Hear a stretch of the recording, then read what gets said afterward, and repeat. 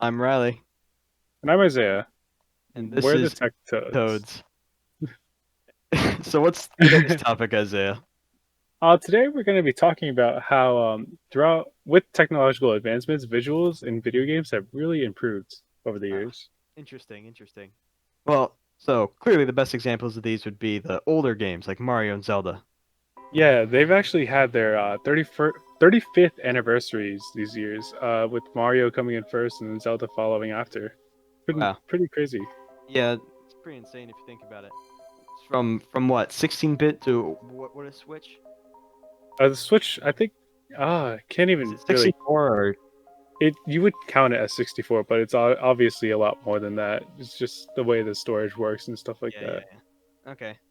Well, yeah, so it's Mario and Zelda I think are both good examples because even as the graphics and the technology allow them to make the graphics more intense, they do still choose to go with stylized graphics. And I think you see this in Mario Odyssey the best with New Donk City and all that.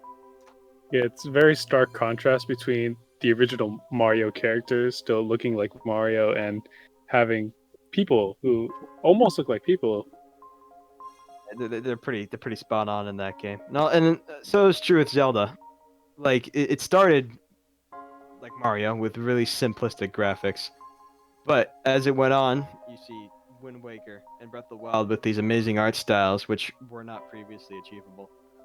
Yeah, despite like going for the ultra realistic approach, like most AAA titles in most FPS games, Nintendo seems to like to stick with the cartoonish almost style, and I think it really pans out for the kinds of games that they're selling. But Yeah, even their more realistic styled games like what's the Metroid game, the first person shooter?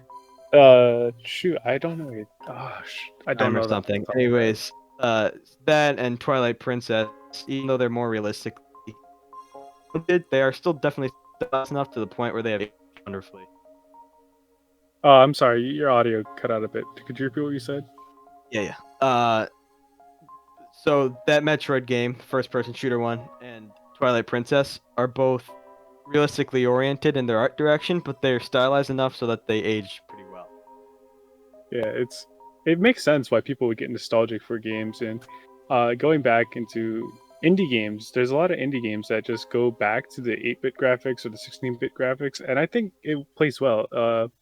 My one of my favorite indie games is Celeste, and it's a 2D platformer, and it's very much stylized in the 8-bit graphics. And I just think that despite having the graphics be low quality or quote unquote low quality, it plays to the nature of the game in which uh, it doesn't need to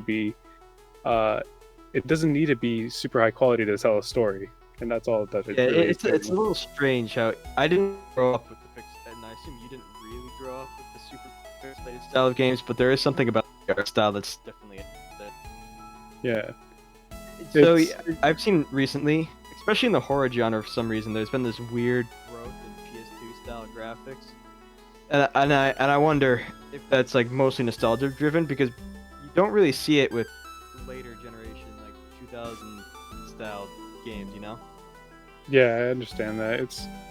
It yeah, it is weird. I guess like because of the ambiguity of less detail, it really gives you more room for imagination Yeah, and just uncanny valley. fear of what you don't know. Yeah, that's interesting. It's just crazy to think about though. And then like even now, a lot of games just keep upping their a lot of AAA games keep increasing their minimum specs for how you can run the game at the lowest settings. And even though they look good, it's a question of do they really need to look good sometimes, I think. Yeah, like I was actually going to talk about this Halo CE, for example, which came out in 2001. I think it looks pretty good because it's even though it was definitely going for a realistic style back in the day, so it hasn't aged perfectly. It was stylized enough, it looks, and you can tell what's going on at all times. When they remastered it a decade later in 11, they actually removed a lot of the charm by adding too much unnecessary clutter to the visuals. Yeah, it's I understand how first person shooters may want to look realistic or may attempt to go for the realistic style. It does ruin a bit of the character though, because at what point can you make the distinction of this is a video game or this is a simulation? Certainly, certainly. Yeah. Well, actually, I think that's all the time we have tonight, at least for our free viewing service. Remember, you can support us by subscribing and get an additional hour of content. Thank you. All right. Good night. Have a good night, guys.